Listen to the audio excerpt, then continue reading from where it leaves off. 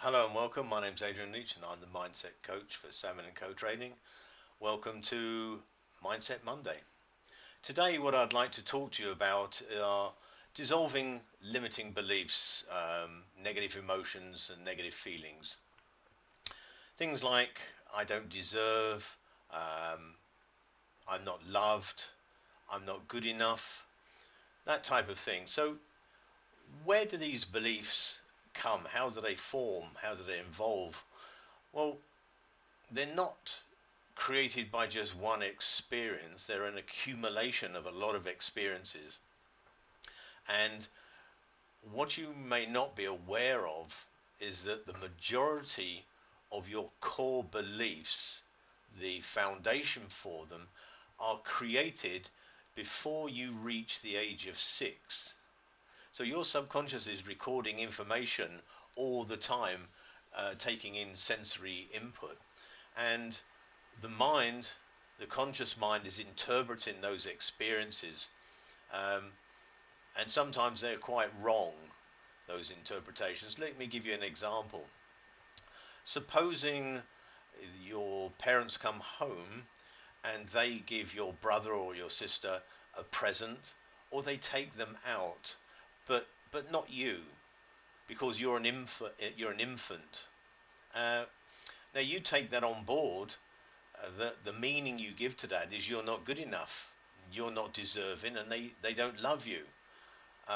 That's your interpretation of that event, and that may not be true, but that will form an experience that others will be similarly attached to that, to go to create a belief, even though that experience, that meaning that you've attached to that event is not true. It's not the truth. It's only your interpretation of the truth. So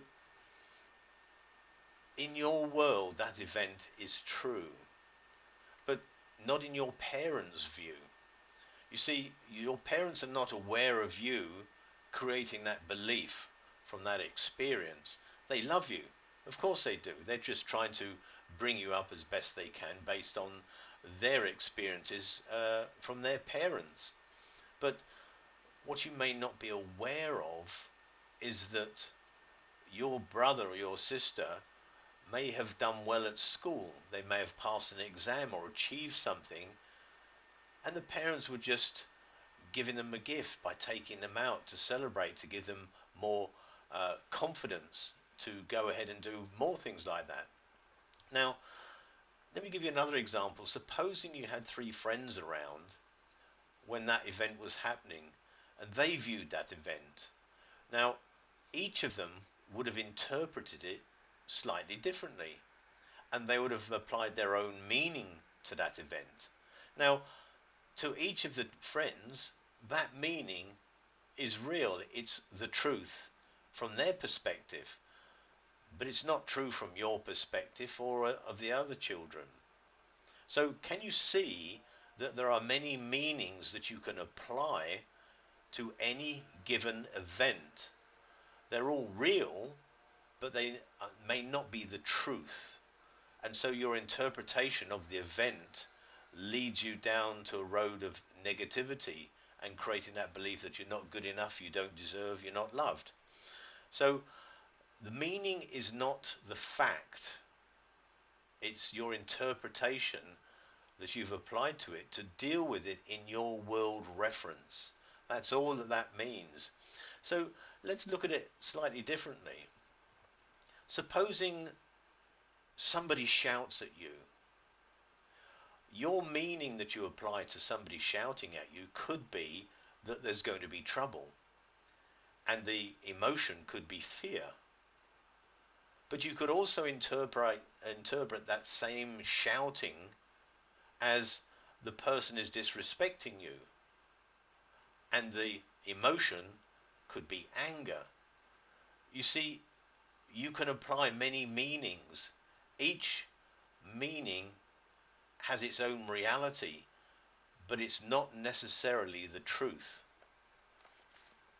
So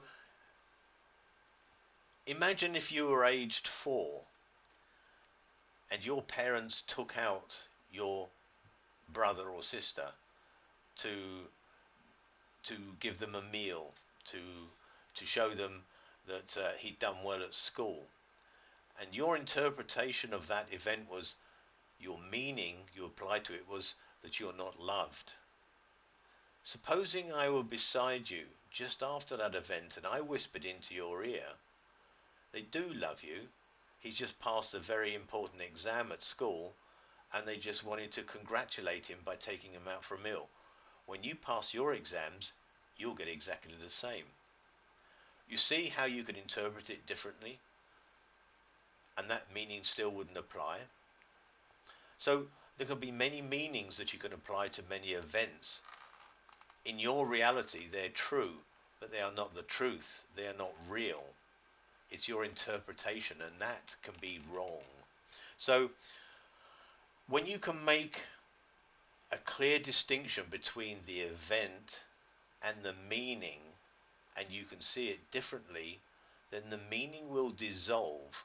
It'll has less impact on you, and so will the feelings and the emotions. When you break the connection between the meaning and your reality, that meaning will dissolve.